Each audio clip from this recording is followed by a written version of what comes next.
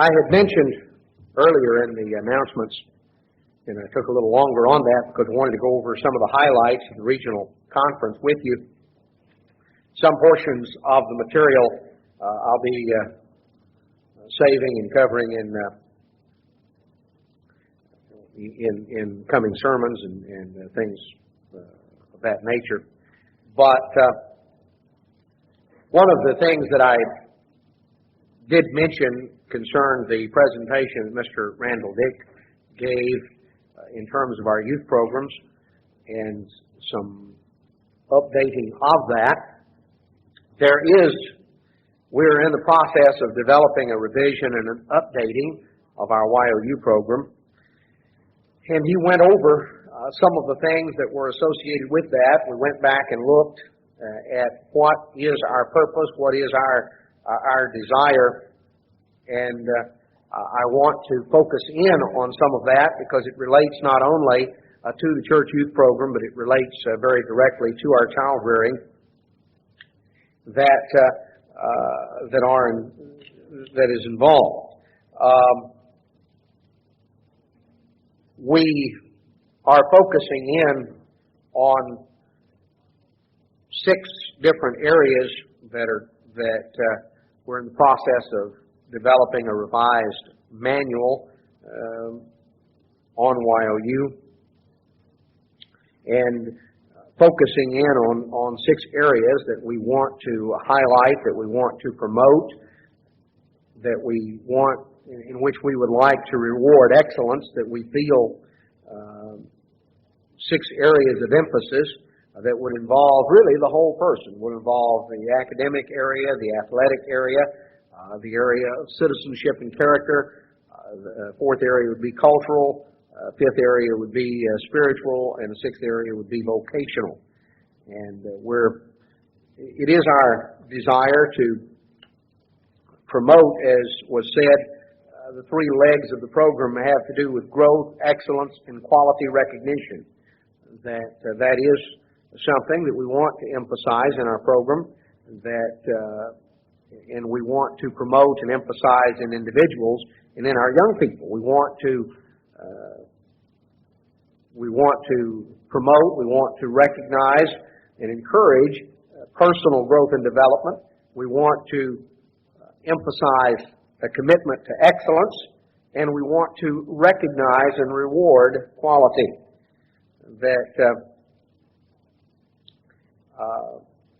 It might be interesting to note that almost 14,000 of those who are baptized members in the church are what we term second-generation Christians. They're those who grew up in the church, and some, of course, grew up for their entire lives in it. Others came in, or their parents began attending when they were teenagers, but they were teenagers in the church, began attending with their parents. And that, looked at from that standpoint, there is that emphasis and sort of a refining and a redefining of what should be our approach, which brings us to what really is and must be the crucial thrust of our child rearing in our own personal families. It has to be the crucial thrust of our youth programs if they are to be successful. And that is that ultimately our goal, our striving must be to lead our youth to the realization that God's way works. Now that's maybe a very simple statement, but we're looking at a transition from young childhood where everything is controlled and all sorts of things are done for them to a transition to adulthood. And if ultimately a person comes to the realization that God's way works and understand what that way encompasses, then that is ultimately the goal. The youth program of the church cannot be a substitute for the parental role in child rearing. Our role in terms of the church is to serve as as a help to the parents in their role of teaching their children, to serve as a reinforcement by reinforcing those things, to provide an environment that is conducive to the development of those values, to provide opportunities in an organized way to recognize our young people and give proper recognition. But ultimately, the crucial thrust in our child rearing, and we have to keep it in mind with any youth program that we have or that we develop, is that we're trying as parents, and we're trying to aid that as a church through the leading of our youth to the realization that God's way works.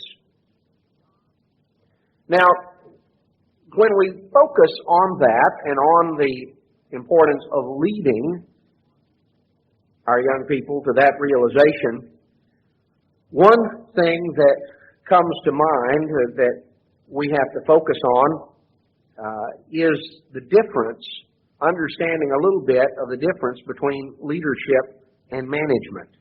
Now, there's a very crucial distinction there between leadership and management. It's the distinction between what we could term as the top line and the bottom line. To give you an example, imagine you've got this jungle, this dense undergrowth. It reminds me of back about 3 or 4 years ago, when Terry Richardson and I were up in that area of, right on the Mississippi-Louisiana state lines, where we've taken some of our young boys for a wild youth camp out on a couple of different occasions. And we had gone up there to scout the area. And we were looking for a shortcut through. We were trying to get through in this area, and it wasn't long before we wound up in this great just wilderness. I mean, it was overgrown. There were just everything, and we had a machete along, and so we were trying to get through there. And when we got through there, which we finally did, we didn't really know where we were. We weren't a whole lot better off having gotten through there. I tell this, Terry Richardson isn't here to defend himself, but we had started out through there, and we had a topographical map. Now, neither of us had ever been to this area, and he was assuring me that, he can read these things. He said, I was over in Vietnam. He says, I know all about these things. Well, I won't tell you how long we wandered around in that area, but we finally got out, and he hasn't been discussing his topographical map skills since then, to my knowledge. But anyway, you can imagine here now. You got. I want to illustrate the difference between leadership and management. If you've got you got people out here and they're whacking their way through all this dense undergrowth, and they've got machetes. Now, management, if you've got good management, they're going to be concerned, make sure the machetes are sharp, place the guys far enough apart to where on the one hand they're not whacking one another with a machete, so you don't get them too close, but you don't get them so far away that it's inefficient. So you get them placed just the right amount so that they're just out of reach of one another, and yet they can move through with maximum efficiency. You make sure that you've got some mosquito netting along, so that when you set up camp for the evening, everybody's comfortable. You're taking care of all these details and trying to operate efficiently, keep the machete sharp, keep people moving through. That's fine. But the leader is the guy that climbs the tallest tree, looks out around there and says, hey, we're in the wrong jungle. The manager is saying, hey, we're making great progress, and the leader says, yeah, but we're in the wrong jungle. We don't need to be making progress here. Where we need to be is over there.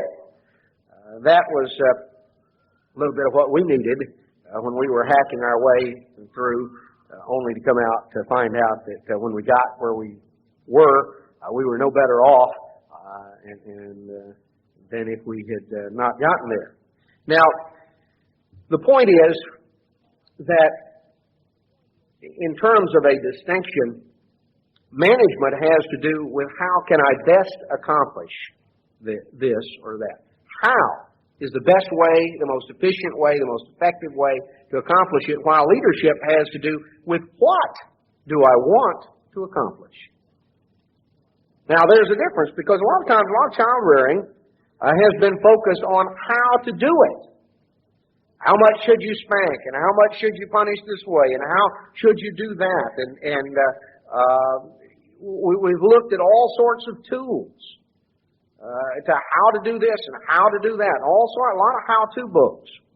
We can even bog down in terms of even youth programs and things in the church where we're running around and our emphasis is on how to do this and how to do that. Well, how to do something is important, but what's even more important in our child rearing and in any other area is not simply how do you go about doing it, how's the most effective, how's the most efficient, should you do it this way or that way, but rather to step back and look at what is it we're trying to accomplish.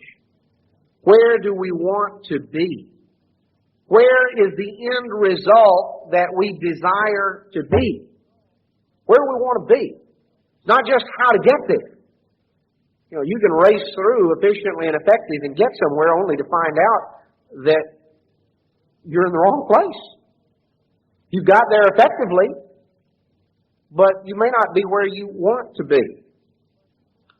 And ultimately, the thrust, if we step back and if we develop and focus in our own lives as parents and as we focus, and this was part of the great emphasis in the lecture that Mr. Dick had, this emphasis on the fact that God's way works. And ultimately, what we're after is leading our children to the realization that God's way works. Now, that's what God tells us in Deuteronomy chapter 6. He lays it out very simply, in a direct way. He says, "Now these are the commandments, the statutes, and the judgments, which the eternal your God commanded to teach you, that you might do them in the land where you go to possess it. That you might fear the eternal your God, to keep all of his statutes and his commandments, which I command you, and your son, and your son's son, all the days of your life, that your days may be prolonged.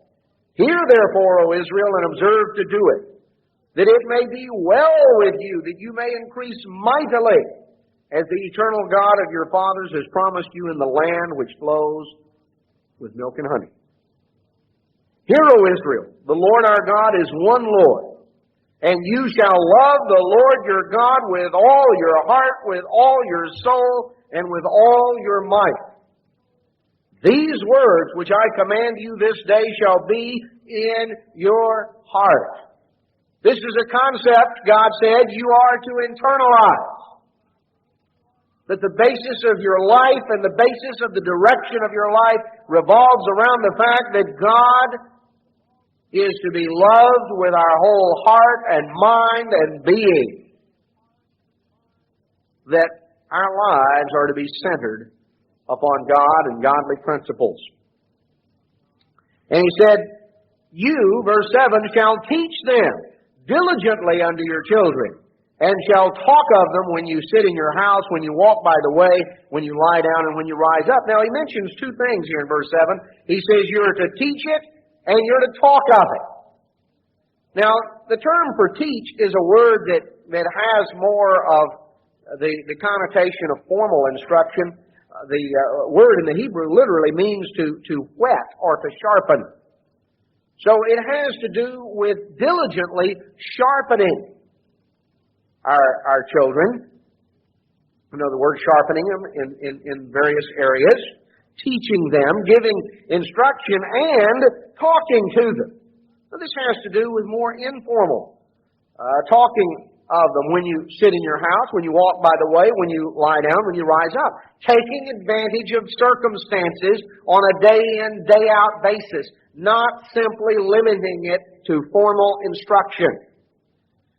But we are to teach and to talk. Verse 8, you're to bind them, speaking of God's law, for a sign upon your hand. There shall be as frontlets between your eyes. In other words, it is to be there. You know, what is between your eyes? Well, that's the seat of intellect. Your hands have to do with what you do.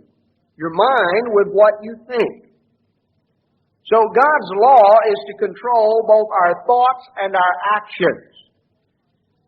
You shall write them upon the posts of your house and on your gates.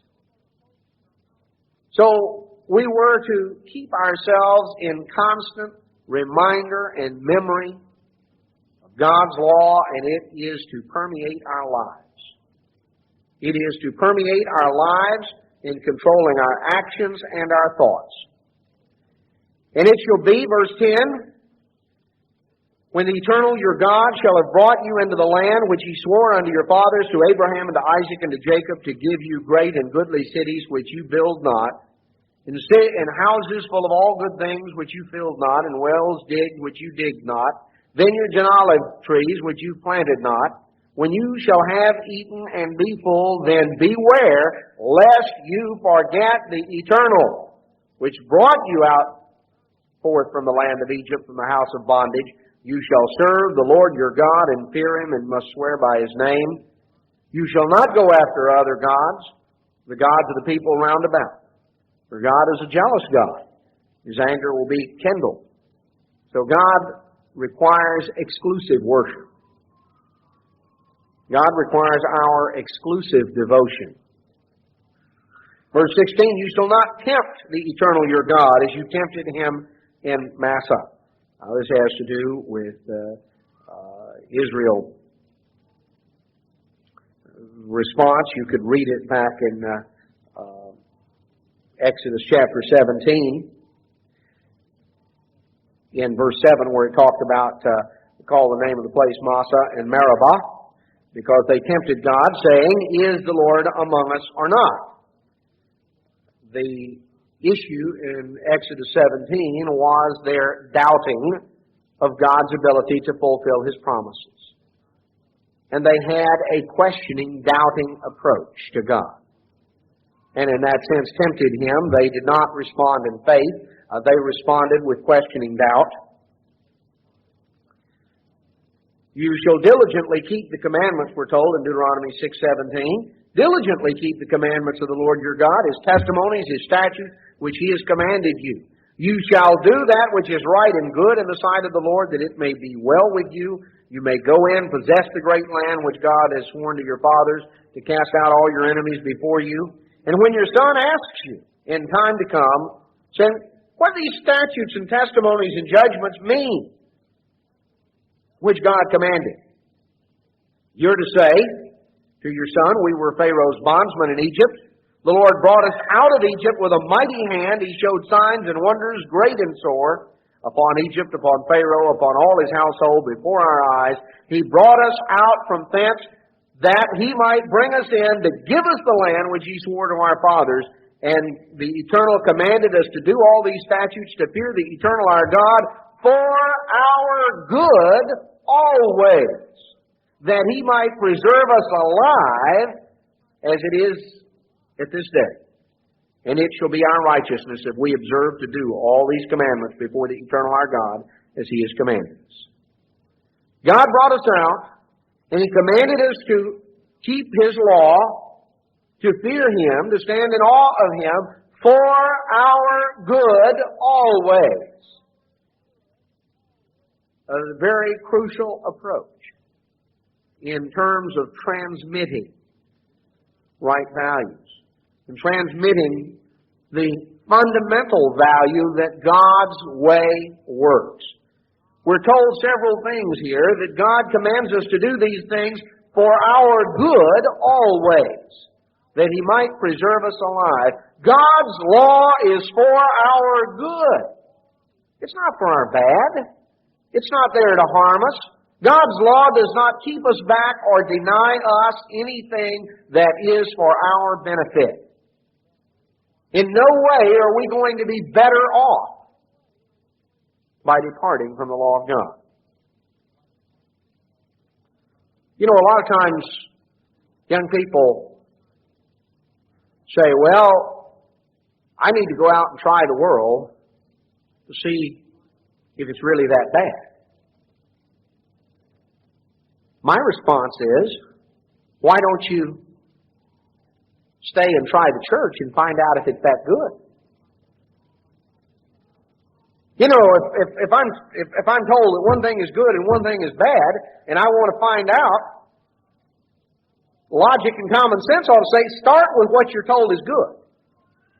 Because if what you're told is bad is really bad, then you may be in a mess by the time you get around to trying what's good. If what you're told is good is really good, then once you try that, you're not going to have any interest in going to try something that's bad.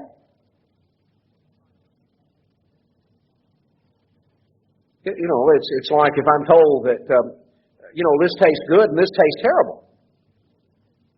And now, I have two dishes set before me, and I say, one of these dishes, this tastes delicious. It's great. You'll love it. The other is horrible. Now, you can only have, you're going to have to try one bowl at a time. All right, I've been told one tastes good and the other tastes horrible. Which one should I try first? Well, if I had any level of confidence at all in the person that told me, I think I'm going to start with the one that I'm told tastes good. And if it really does, well, that's great. I haven't wasted my time with what tasted horrible. Now, there is an approach here that we're told. We're told that we, first and foremost, have to internalize a set of values that is predicated on the fact that is summed up in the realization that the God that we serve, the God of Abraham, Isaac, and Jacob, is the one true God. There's one God, the true God, the Creator God. And we're to love God with our whole heart and mind and being. And that is to be the basis of the choices we make and the things that we do. That God's law, if we love God with our heart and mind and being, then God's law, we want to direct us and to direct our approach. We're reminded to be careful of losing sight of God, of forgetting about God when things are going well for us. We're told that we're to stand in reverence of Him and awe of Him, and we're to serve Him. We're told that we are to diligently observe everything that He has said. And we're told that the way in which we're to transmit that to our children is that when they ask about why we do certain things, that it is to be presented, it is to be conveyed in a positive note. Starting out from where we were and how and by what means God has led us to where we are. That we are to tell them about God's greatness and God's power.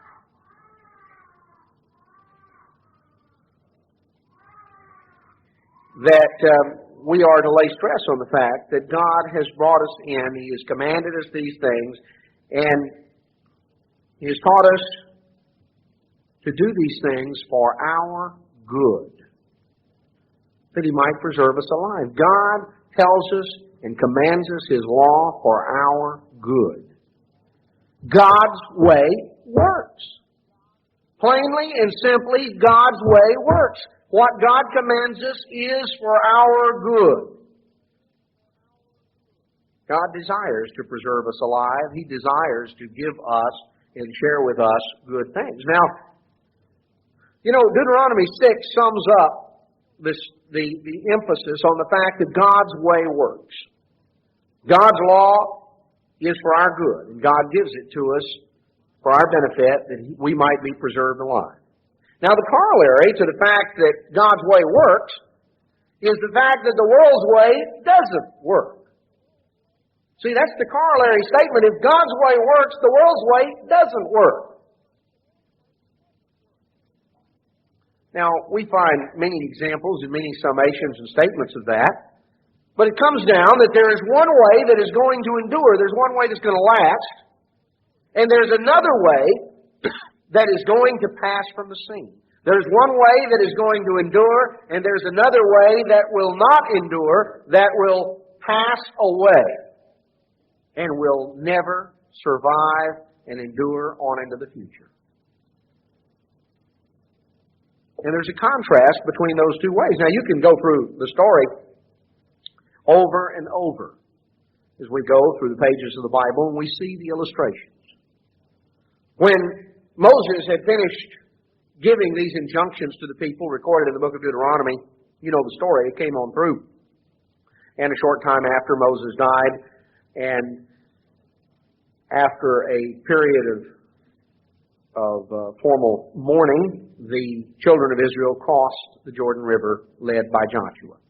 And they came in to the plain there of the Jordan River and camped in the plains of Jericho. And the siege of Jericho began. They shut up the gates of Jericho. And you remember the story of the Israelites walking around the city of Jericho every day for 7 days. And on the seventh day, they walked around it 7 times and shouted, and the city fell.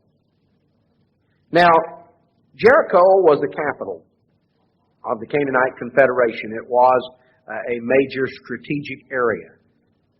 And it had quite a formidable wall.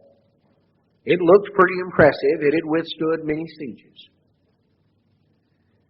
There was one person in Jericho and her immediate family who had the perception to realize that the God of Israel was the true God, that the idols that were worshipped in Jericho were nothing. A woman by the name of Rahab. She's listed in Hebrews 11 as an individual of faith. She demonstrated faith and confidence in God. She was faced with a decision as to with whom she would ally her life and her future. She and her family members were the only inhabitants of Jericho to survive. Because the walls of Jericho came down. The inhabitants of Jericho died. There was one person in her family that survived that. And that was because they came to distinguish which way worked and which way didn't work. She made the right choice. It's like you've got 2 doors set before you. One leads to abundance. One leads to good things. It leads to the way of joy, as Mr. Zenon brought out in the sermonette. The other way leads to destruction. It leads to heartache and headache. It leads to grief and misery. It leads to unhappiness. God's way works. And it is important to convey that. That is the crucial role that we have to emphasize in our responsibility as parents. The crucial role of conveying, of leading our children to the realization that God's way works. And the basis of the church youth program has to be reinforcing that value that is being taught by the parents. But I think we have to understand something that is vital, and that is the fact that the church cannot rear the children for the parents. Simply can't. Won't work.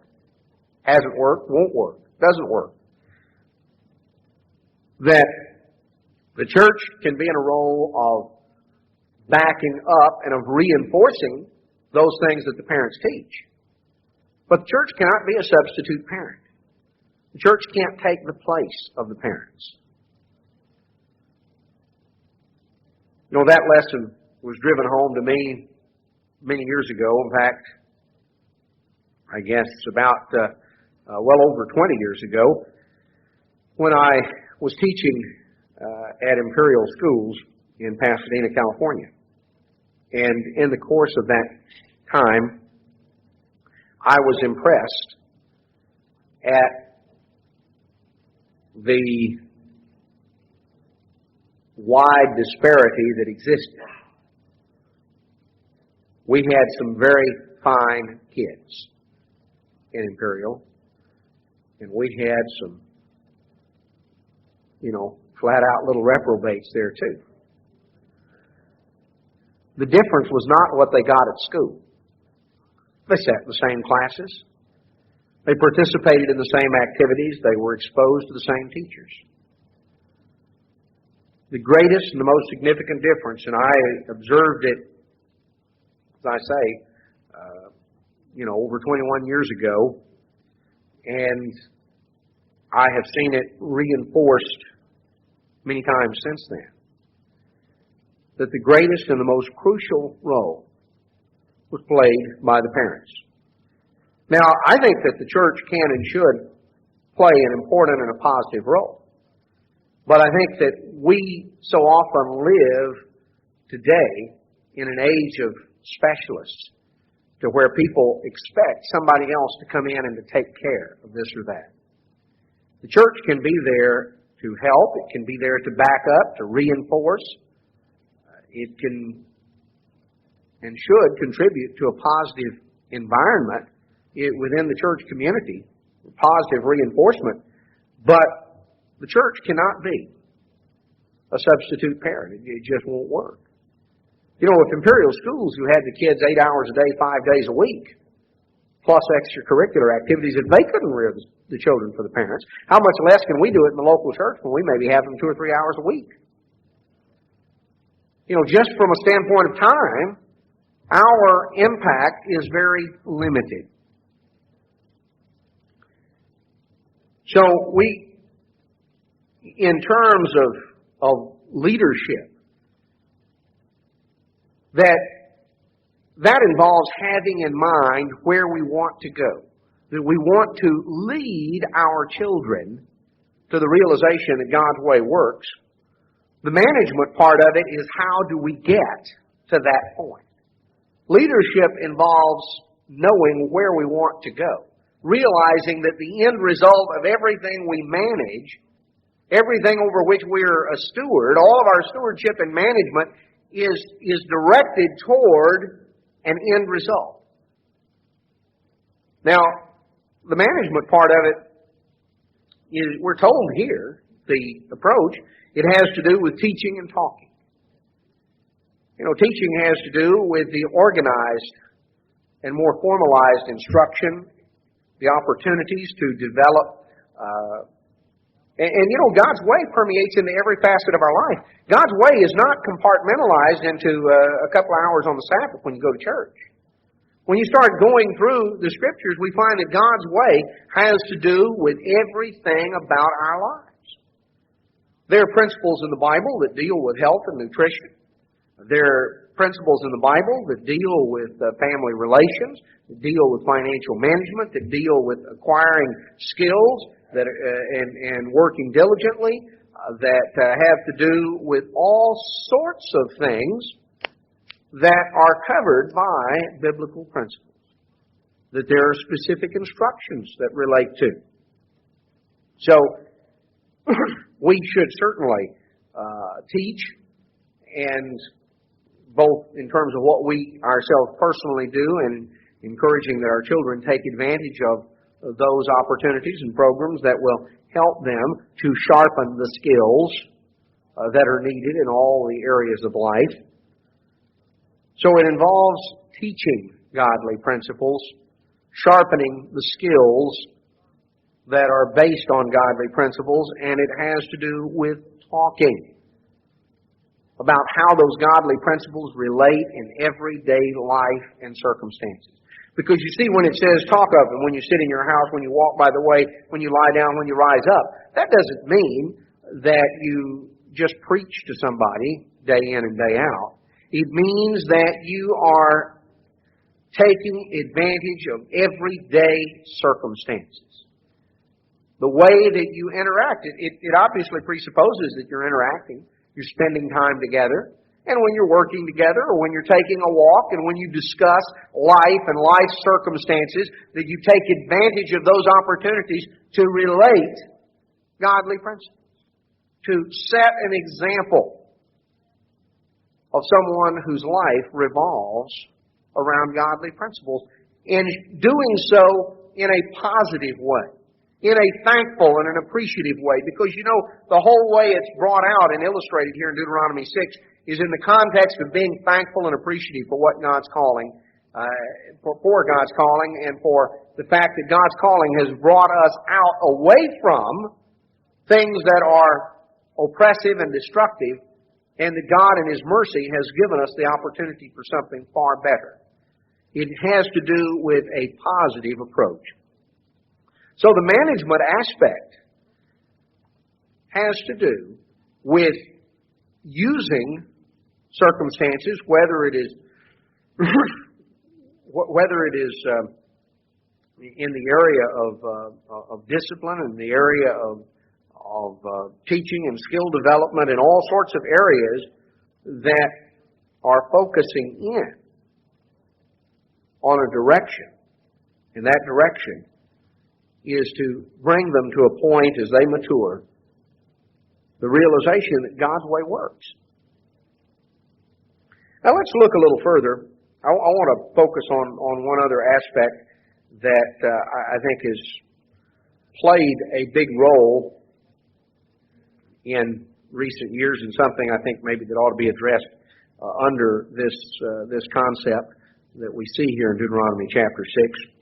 And that has to do with the relationship between character development and personality development. It's interesting, if you survey the literature that has to do with success, and we've had success-oriented literature in this country going way back. Benjamin Franklin's autobiography, Poor Richard's Almanac, which Benjamin Franklin wrote, and other things. There's a tremendous amount of success. That was success-oriented literature. You go back and you read some of those things and some of those principles. There have been a lot of writings in this country that have focused in on success. But one thing that becomes apparent if you start surveying the literature relating to success and relating to child rearing, child training, one thing you find is that beginning in the aftermath of World War I, increasingly and really becoming more and more heavily emphasized after World War II, you find the increasing emphasis on the development of personality, on personality development. You can go back, Dale Carnegie, one of the pioneers in some of these things, his book, How to Win Friends and Influence People, a very influential book in terms of management, in terms of let's say, success orientation. Now, there's nothing wrong with having a good personality. There's nothing wrong with learning how to get along with people and how to relate to people and how to make a good impression. Those things are fine. Those are well and good. I'm not against that. But the problem is that along with an increasing emphasis on personality development, there has been a corresponding decreasing emphasis on character development. Because the historic emphasis in those areas, if you were to survey the literature, you'd find that for roughly the first 150 years, we'll pick 1776 as a starting date since that represents the beginning of American independence. Beginning with 1776, you'll find for roughly the first 150 years, the primary emphasis had to do with character development. You'll find it if you go back, and it's interesting, if you go back and just look at the readers that children learn to read with at an earlier time in history, you'll find that the emphasis was on developing good character. That there was a strong emphasis on right and wrong, on character development. The old McGuffey readers that were very heavily used in the United States from perhaps about the 1840s on up through for about a 50-year period. And of course, some of them were used on up even after the turn of the century. But they were the most commonly used readers in this country during much of the 19th century, certainly the last two-thirds of the 19th century. There was a heavy emphasis in terms of character, in terms of the stories that were given. If you were to look at the books that were written that related to success, the emphasis had to do with developing the proper character. Now, there has been that part has been gotten away from. It has been more and more neglected with a corresponding increase in the emphasis on developing the personality. Now, the problem, of course, is that character has to do with what you are. Personality more has to do with the way that you relate to other people and the way other people perceive you. But character has to do with what you are. The problems that we're having in this country right now, the economic problems, ultimately are problems of character. No, they're not problems of personality. Yes, if some of these people hadn't had winning personalities, they never could have sold some of these things.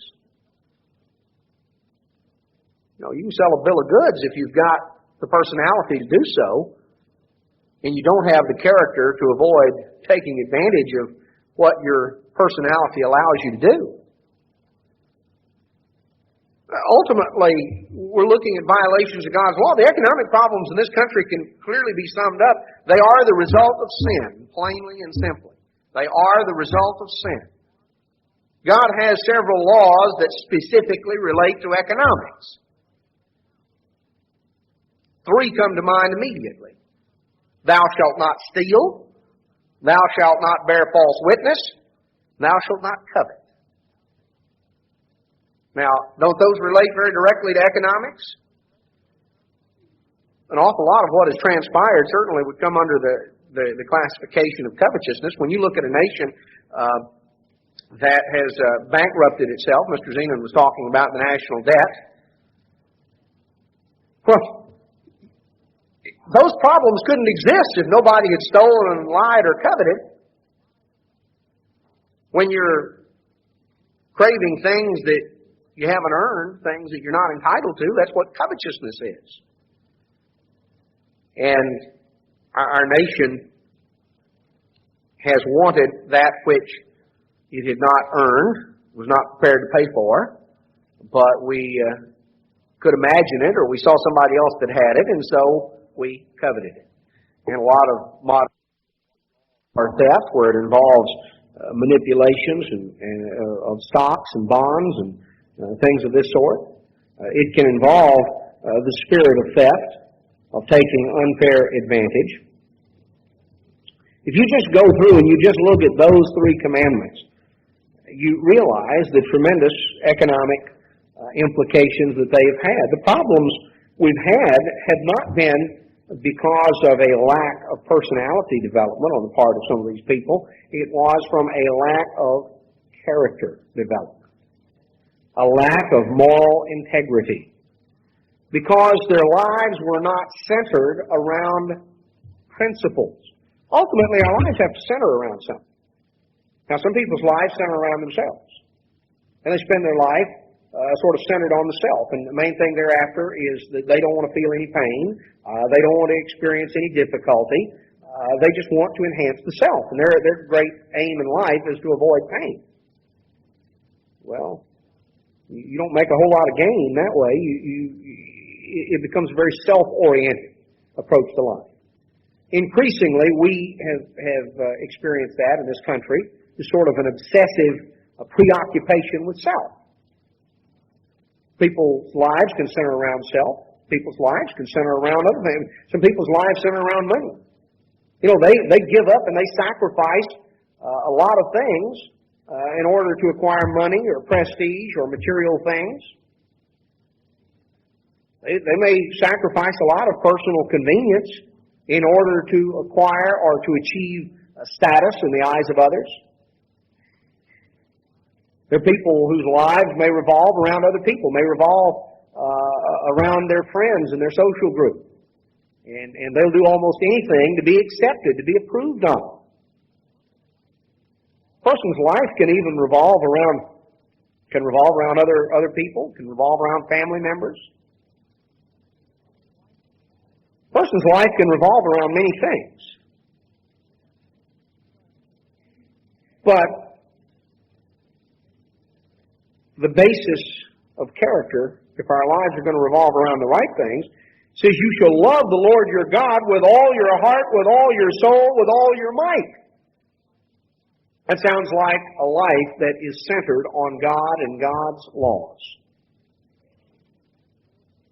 And that's going to control the way we relate to everything else.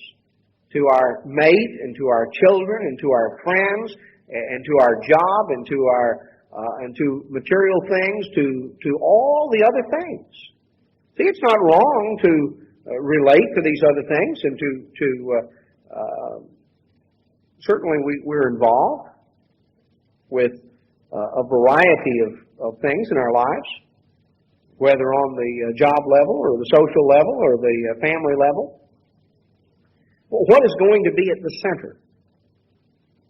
What is going to be at the center of our lives? If character is going to be the emphasis, then God and His law has to be at the center. That has to be at the center. It has to do with a devotion to right principles. Now, there are a lot of things that can be used in the development of right character. There are many, but there are principles that have to be taught. You know, even having the various activities that we have, even games and sports, can be tied in with character development. It's sort of interesting. I don't know if you've ever read very much or studied much about the development of organized games in terms of school-sponsored games and sports. You'll find that, of course, people have always pursued various types of sports and games for recreation. That's just spontaneous and just arises because people enjoy doing things. And they enjoy doing things to relax and to pursue recreation. That has always been the case. But it was not until in the early part of the 1800s that the concept of organized games as a part of a school curriculum was developed. That began in England. Some of the exclusive private schools there in England, through the 1800s, particularly the mid-1800s, began heavily around 1840. The development of, though it had already begun a little earlier, this emphasis on organized game sports as a part of the various things like this as a part of the school, and something that was organized in that context. Many of these private schools, and it's interesting why they did it. The thinking behind it was that they wanted to use it as a means of character development. That was the original concept that was used. In fact, it was later said that the British Empire was won on the playing fields of Eton. Eton was a very exclusive private school during which many of those who became the future leaders of Britain and the Empire, that's where a tremendous number of them went to school during their teenage years.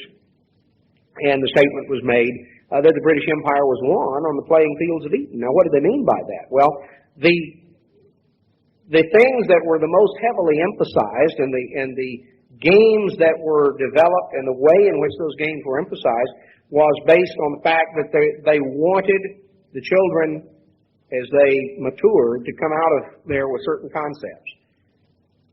Always to play by the rules, to appreciate and value fair play, and to that those were matters of character that they wanted to emphasize. They wanted to emphasize a rigorous competitive approach. They wanted to go all out in order to win. They placed a lot of emphasis on that, but it was tempered by the fact that you had to always do it. You needed to strive your hardest to win, but you always had to do so by following all the rules and never, ever take unfair advantage. Now, these were the sort of the concepts that some of these various games were developed around and through that period. And it led to, the whole purpose was to develop an attitude and an approach in those that were going to be the future leaders. It's sort of interesting because those concepts of fair play and a respect for fair play and for following the rules was in many ways one of the greatest strengths that the British exercised in terms of their empire. Because if you look at the story, if you just read the history, you'll find that the British Army never amounted to more than what was called a thin red line. Now, they called it a red line because the traditional red coats that they wore in ceremonial wear, the color that represented the royal family, represented the Queen. But it was called a thin red line because there weren't very many of them. It was one of the smallest armies in Europe, far smaller than the armies of corresponding nations. But they exercised control over a vast empire that encompassed over 25% of the world's landmass and over 25% of the world's people.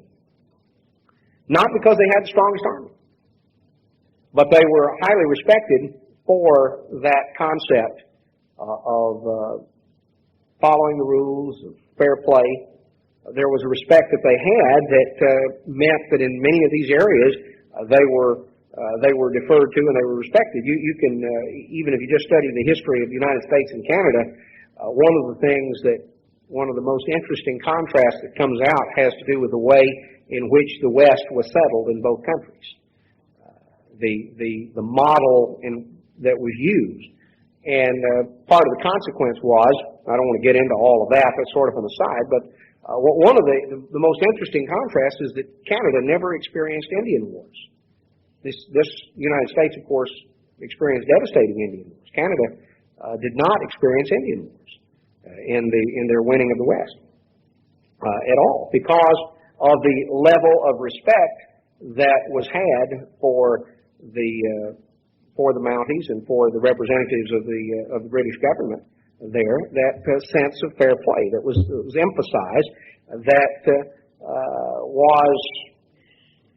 was a part of the great emphasis. Now, obviously, a lot of that emphasis on character has been lost, not only here, but there as well.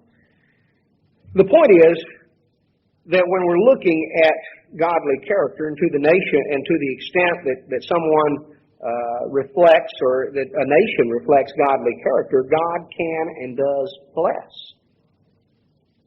See, Deuteronomy 6 goes through that and talks about that. What God gave us, He gave us for our good. He commanded His laws to us for our good. If we're to effectively function as parents, first and foremost, we have to realize that we're not just managers and controllers, we're to be leaders. In leading our children, leading our youth, the youth of our church, to the realization that God's way works. Now, there are a lot of things that can be done that can help to develop that, but we've got to have that approach very deeply embedded in us And everything we do has to have as its ultimate concluding thrust the fact that God's way works. That we are first and foremost concerned about the development of right character. Character that is based upon a godly centered life, a life that is centered on godly principles. The realization that God's law is there for our good. And when that part is there, when that is properly emphasized, then yes, there's certainly opportunity to learn to develop our personality more effectively, to relate to others around us better. But the real key is going to be the character that we have, because it has to do with substance or simply outward form and appearance. What we have seen increasingly, and part of the problem that we're experiencing in our nation, is that increasingly, and we see it with our politicians, that it is a matter of outward show. It's a matter of personality. And they hire political consultants to package the candidates, sort of like you would Campbell's soup or something. So you design an effective packaging. And they get these media consultants and they get on there and they package things in a certain way. They project a certain personality. Tell them, oh, what you need to do is you need to change your hairstyle, or you need to change your clothes, or you need to, do this or do that. And all of these peripherals are focused upon. Because after all, we're trying to sell a product. And those that can project the most telegenic personality. In other words, they come across the best on television. When you're watching them on the tube, they somehow project a certain sincerity, a certain warmth, a certain charisma. They're likable. Boy, that's great. Well, we're getting what we're getting what we deserve in that sense, because those who are in leadership capacities may project a certain personality, but fewer and fewer seem to evidence any depth of character. And the problems that exist internationally, nationally, and right on down to the local and personal level have to do with problems that revolve around a crisis in character. Character is based on the inculcation of godly values. The realization and appreciation of the fact that God's way works. And there's no more valuable thing that we can convey to our youth, that we can lead them to see and to appreciate and to accept as they mature, than the realization that God's way really does